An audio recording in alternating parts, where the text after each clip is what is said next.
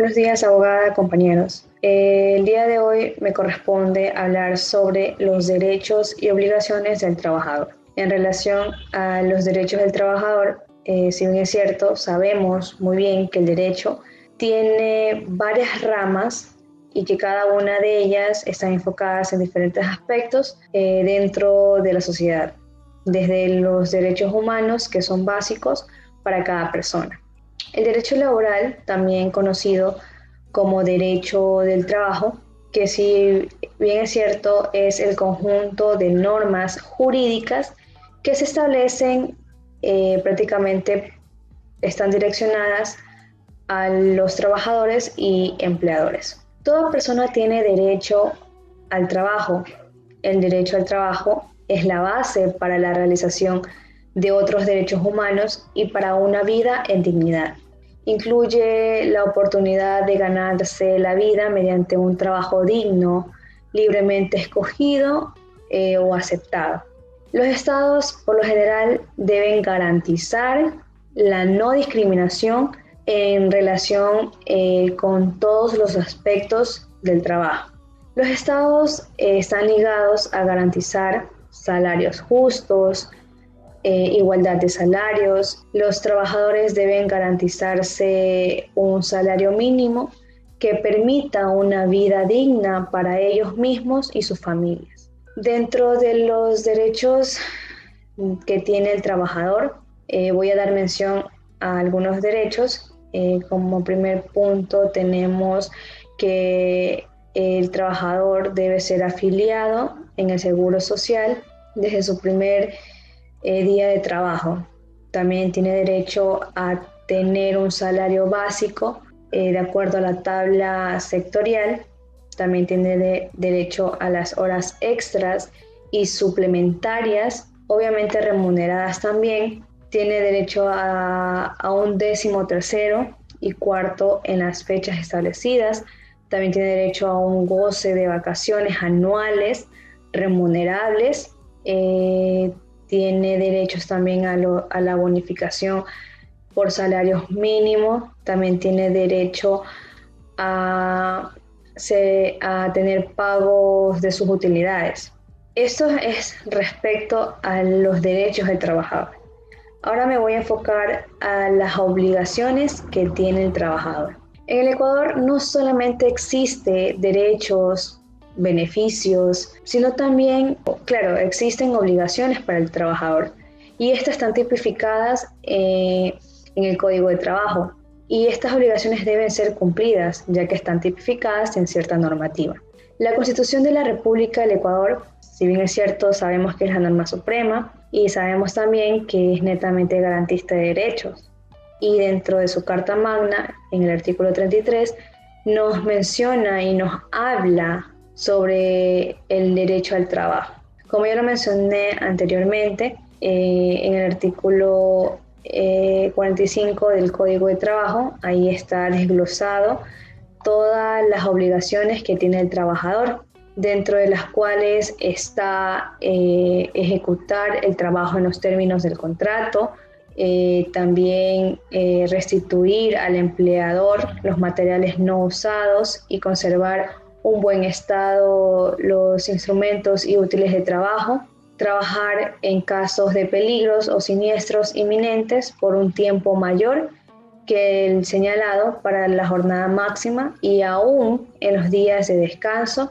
En estos casos tendrán derecho al aumento de remuneración de acuerdo a la ley, entre otros literales que están tipificados en el Código de Trabajo. El Código de Trabajo, como ya lo mencioné, establecen varios literales, los cuales cada literal asigna diferentes deberes que el trabajador obligatoriamente debe de cumplirlos, porque de la misma manera que la ley otorga derechos a los trabajadores, también en casos de que estos trabajadores no cumplan con aquellos derechos u obligaciones, tienden a ser sancionados y esta sanción es la que determina el empleador en el reglamento interno de trabajo de la empresa o donde se realice la actividad laboral. que prácticamente esto es ejecutado y quien deberá poner esa sanción, como ya lo mencioné, es el empleador. Dentro de lo que dije anteriormente, topé el tema de deberes.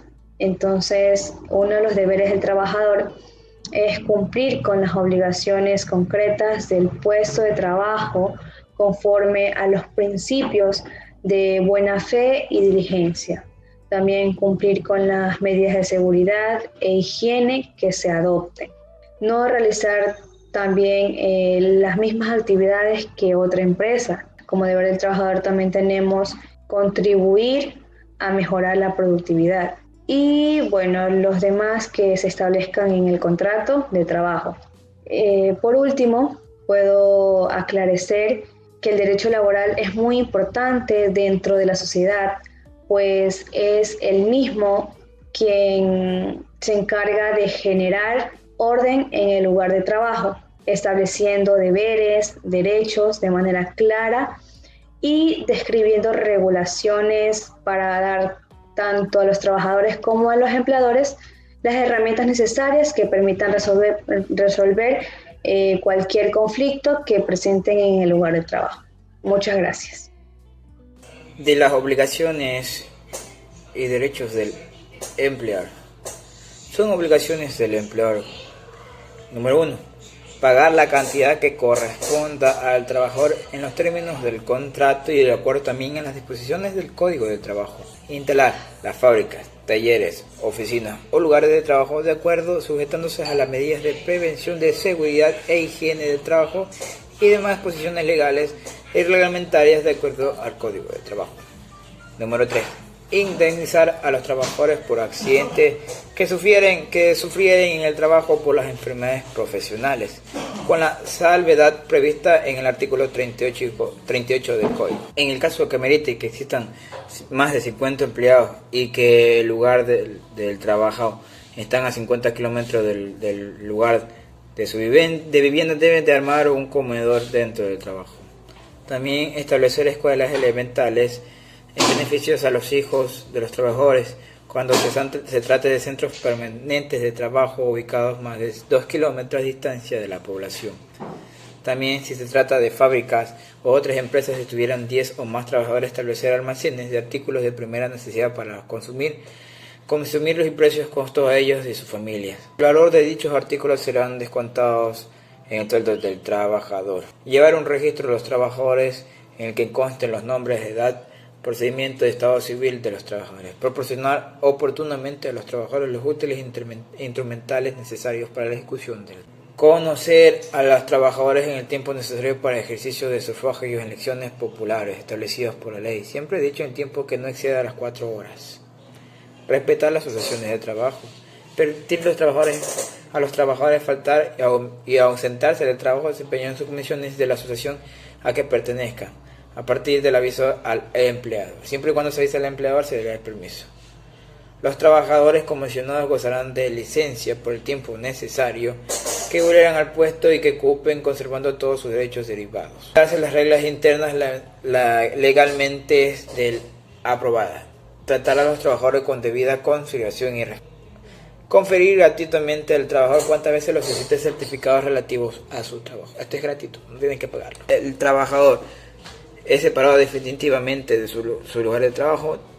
Es de obligación conferir los siguientes certificados que la acrediten, como por ejemplo el tiempo de haber servido, la clase o clase de trabajador, los salarios y sueldos percibidos, atender las reclamaciones del trabajador, proporcionar lugar seguro para guardar los instrumentos y útiles del trabajo pertinentes del trabajador, facilitar la inspección y vigilancia de las autoridades que practiquen en los locales del trabajo.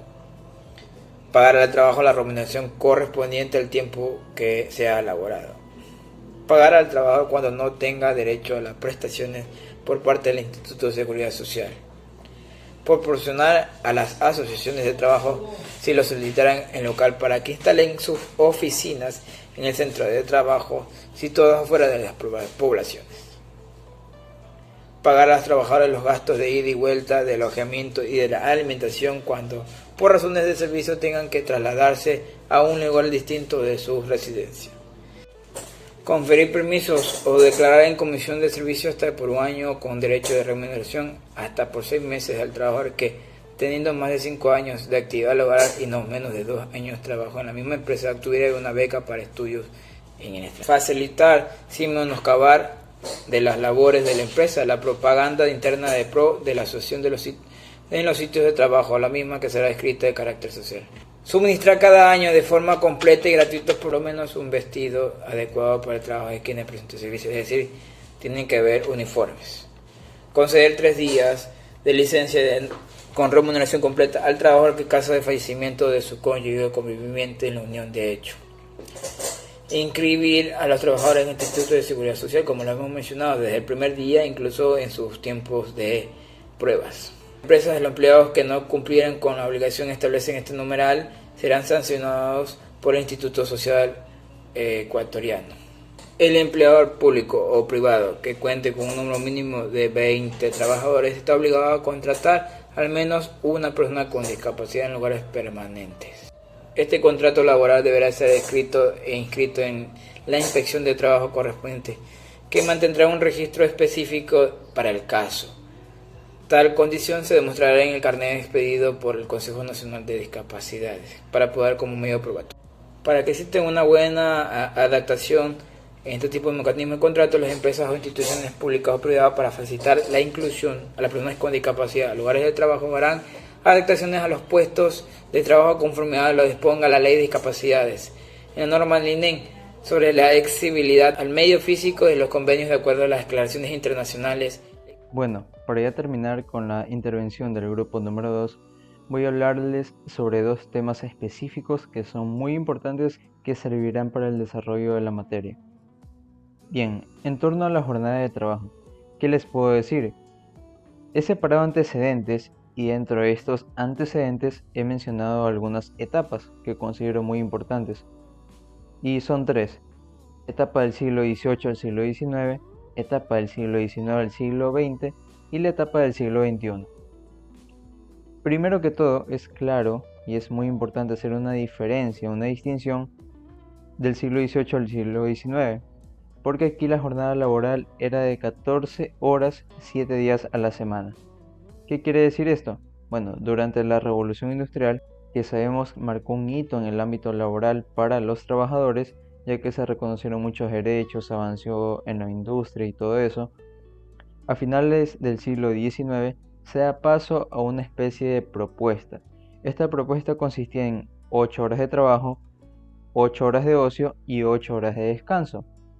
Y esto fue promovido más que todo en países de Occidente, países como Estados Unidos, Canadá, México y bueno, ya refiriéndome también a países europeos.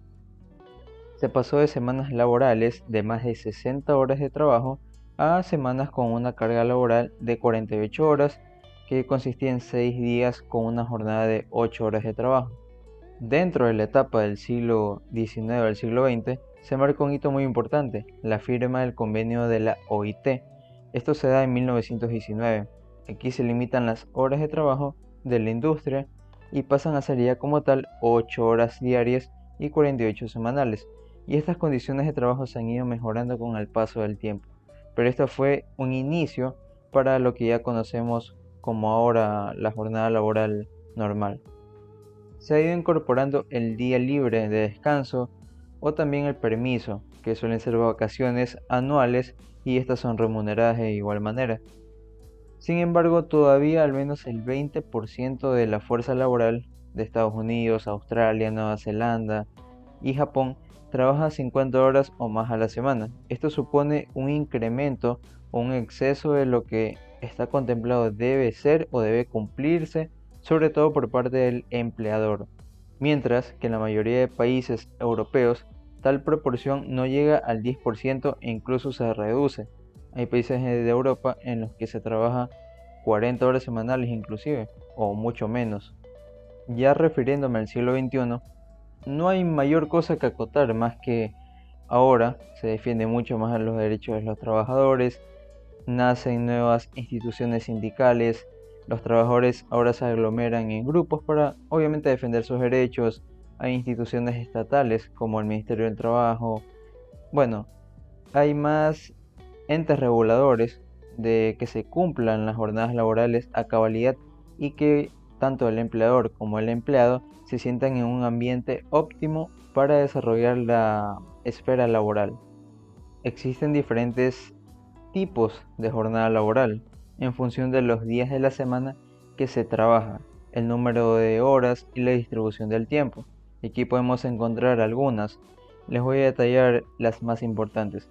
La jornada laboral completa, que es la más habitual y aquella que se realiza por 40 horas semanales y que suelen estar distribuidas en 8 horas diarias. La jornada laboral a tiempo parcial, que esta es una jornada laboral un poco inusual y que también es conocida como media jornada. En esta, el empleado básicamente realiza sus tareas un número determinado de horas y que son fijadas previamente en el contrato. Esto es en la relación empleador-empleado. También tenemos la jornada laboral parcial por horas, que esta jornada laboral se caracteriza por un número fijado y determinado de horas, en las que el trabajador hará sus funciones en horas alternas o consecutivas, pero nunca las desempeñará de forma constante, es decir, que son medias saltadas las horas o la jornada no es como tal corrida, sino que se salta de una hora a otra y así. También tenemos la jornada de trabajo reducida, que esta es un poco especial, ya que los empleados cuyo desarrollo profesional conlleva cierto tipo de riesgo para la salud o la integridad física, deben acogerse.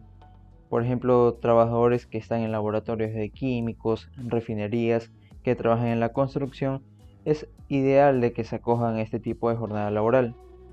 También está la jornada de trabajo partida, tenemos la continua, también el contrato para fiestas o para eventos festivos, que esto se suele dar únicamente para días de feriados, días festivos, en los que obviamente hay días de descanso obligatorios, días donde hay eventos y que suelen ser jornadas donde la persona trabaja únicamente de viernes a domingo o en un día específico. No son trabajos constantes y no son frecuentes, por lo que suelen ser un poco inestables.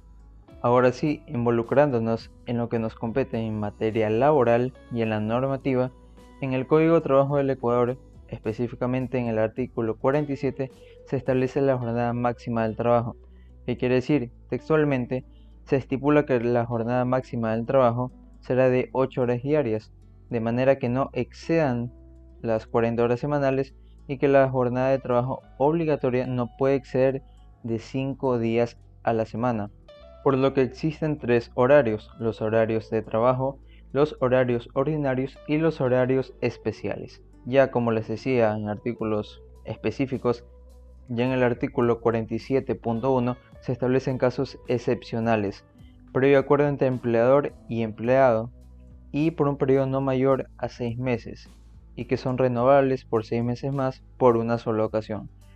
Esta jornada de trabajo está referida en el artículo 47 y podrá ser disminuida, previo a que el Ministerio de Trabajo la autorice, si no, no se podría dar. En el artículo 47.2 se establece que puede existir una jornada prolongada de trabajo de acuerdo a la naturaleza del mismo y a la normativa que dicte el Ministerio del Trabajo, que se elabore en jornadas que excedan las 8 horas diarias siempre que no se supere el máximo de 40 horas semanales, ni de 10 al día. En los 5 días laborables de la semana se podrán distribuir de forma irregular o de la forma en la que se quiera. En el segundo inciso del artículo 48 queda escrito que la jornada laboral para los adolescentes no podrá exceder de 6 horas diarias durante un periodo máximo de 5 días a la semana. Esto también se apoya mucho en el artículo 84 de la Ley Orgánica de la Niñez y Adolescencia. En el artículo 49 se establece que la jornada laboral nocturna se da entre las 7 pm y las 6 am del día siguiente y podrá tenerse una remuneración igual que en la jornada diurna y aumentada en un 25%. Otra apreciación sobre la jornada laboral se da en un caso muy peculiar, ya que en el inciso 3 del artículo 155 del Código de Trabajo, durante el año posterior al parto, la mujer lactante tendrá una jornada laboral únicamente de 6 horas y estas no se podrán exceder, ya que se señalarán o distribuirán de conformidad con el contrato colectivo. en reglamento interno o por acuerdo entre las partes. En cuanto a las jornadas de trabajo de mayor duración, se pueden citar otros artículos del Código de Trabajo, tal como el artículo 58. Aquí la jornada laboral también puede superar las 8 horas, siempre y cuando los empleados tuvieran funciones que son de confianza y dirección, básicamente. Esto es cuando el empleado representa al jefe en alguna situación, por ejemplo, los agentes viajeros que viajan a otro destino, a reuniones y están en representación del jefe y de la empresa en cuestión. Según el artículo 269 del Código de Trabajo, si la duración de la jornada también es superior a la ordinaria, por ejemplo en el caso de empleados de servicio doméstico, estos tienen derecho a un día de descanso cada 2 semanas de servicio. En cuanto a las personas con discapacidad, ¿qué pasa? ¿Hay alguna excepción, alguna cosa especial en cuanto a la jornada laboral? Pues sí. En el artículo 52 del Código Orgánico de Discapacidades, los empleados privados que sean contratados y que laboren por 8 horas diarias y que cumplan con esta jornada laboral y que tengan bajo su supervisión y responsabilidad a personas con discapacidad podrán tener, o bueno, tienen el derecho a 2 horas diarias para su cuidado. Sobre la jornada suplementaria hay algo muy interesante, y es que si las horas suplementarias tuvieran lugar durante el día o hasta las 12 de la noche, el empleador pagará la remuneración correspondiente a cada una de las horas suplementarias con más un 50% de recargo. También se las conocen como horas extra. En el artículo 60 del Código de Trabajo, adicionalmente se establece cómo se puede recuperar las horas de trabajo en caso de que el trabajador, por X o Y motivo, por algún accidente, evento fortuito o una causa que esté debidamente justificada, el trabajador se haya ausentado de sus labores, como por ejemplo aumentándole las horas de los 3 días siguientes de trabajo, hasta que recupere lo perdido, pero siempre debe haber una autorización previa del inspector de trabajo en esta forma de recuperación o cualquier otra forma que establezca el artículo antes mencionado. Como hemos visto en este conglomerado de situaciones, la jornada laboral determina el tiempo de trabajo del empleado, la duración que supondrá para él, bajo qué condiciones temporales se encontrará, los límites de ley que hay para los empleadores y lo que contempla el Código de Trabajo para respaldar a empleados con condiciones a destacar, por ejemplo mujeres en periodo de lactancia o lactante, o también para personas con discapacidad. Ahora pasamos con algo sumamente importante, el descanso obligatorio. Aquí también he tenido la amabilidad de poner 3 puntos muy interesantes para empezar a analizar este tema de aquí. ¿Por qué es necesario? Algunas personas se preguntan por qué es necesario que haya un descanso obligatorio, por qué es necesario esos días de descanso. Es necesario porque el trabajador debe tener un tiempo para relajarse de la carga laboral y que no exista una saturación mental y física. Dependiendo de los trabajos hay una exageración en este tipo de desgaste porque hay trabajos que son muy demandantes física y mentalmente, ya sea contadores, abogados, ingenieros, sobre todo personas de oficina. La presión, el estrés pueden suponer grandes problemas para el empleado. Por eso se lo contempla ya de forma legal y hay días de descanso obligatorio. Primero que todo, el Estatuto de Trabajadores de 1980 es considerada la primera ley de desarrollo constitucional aprobada sobre el derecho del trabajo. Sería esta disposición la primera en desarrollar el derecho constitucional del trabajador. Ya para empezar el análisis del Código del Trabajo, este nos da unas directrices muy claras sobre cómo se deben llevar los días de descanso obligatorios. Es decir, que en el artículo 65 del mismo código, dentro del apartado de fechas cívicas, se estipulan algunos días de descanso obligatorios, los cuales son el 1 de enero, Viernes Santo, 1 de mayo, 24 de mayo, 10 de agosto, 9 de octubre, 12 de noviembre, 3 de noviembre, 25 de diciembre y los días lunes y martes de carnaval.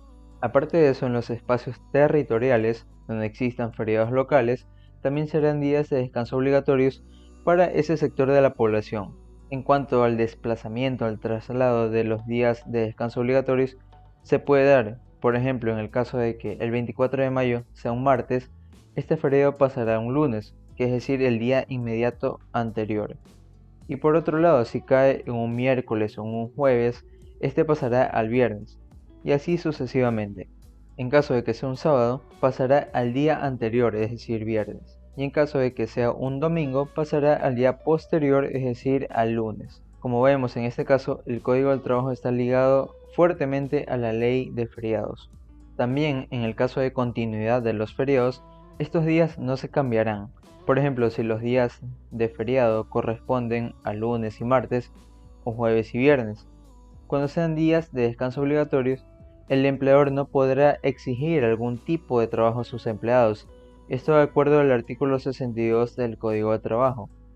Por otra parte, hay unas peculiaridades en los días de descanso obligatorios, ya que queda prohibido el trabajo que se haga por cuenta propia y de forma pública, ya sea esto en fábricas, talleres, casas de comercio y demás establecimientos de trabajo público, a excepción de farmacias y demás sitios de trabajo esencial como son también venta de alimentos o víveres, supermercados, ya que estos son de primera línea.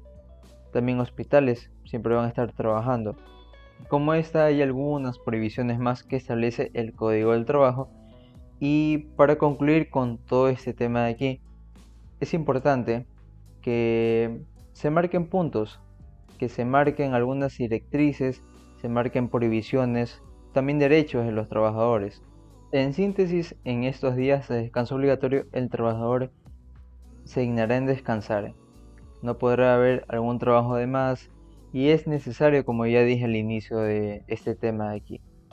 Y ya para concluir, hemos podido evidenciar en todos estos 6 subtemas cómo el Código del Trabajo, la Constitución, códigos anexos a la legislación nacional, establecen algunas directrices de cómo se debe llevar el trabajo, ya sea en prohibiciones, en obligaciones para el empleado, para el empleador y también en beneficios. Beneficios tanto para el empleado y empleador. Parte y parte tienen deberes y obligaciones. Eso es indiscutible. Hay beneficios extra como el descanso obligatorio, también especificaciones de cómo se debe llevar el tiempo del trabajo, la jornada laboral, los horarios de trabajo. Bueno, esto de acuerdo a la armonía laboral, básicamente, que todo sea en beneficio del desarrollo del empleo, de que las actividades productivas se lleven de la mejor manera. Por eso tenemos entes reguladores que se encargan de controlar todo el apartaje laboral, partiendo del Ejecutivo, el Ministerio Laboral y las demás instituciones del Estado. Este ha sido el video que ha preparado el grupo número 2, esperamos haya sido de su agrado, que hayan comprendido sobre todo, que hayan entendido cómo funciona todo este sistema laboral a priori, porque los demás grupos irán desarrollando otros temas más. Así que eso es todo y nos vemos en una siguiente oportunidad.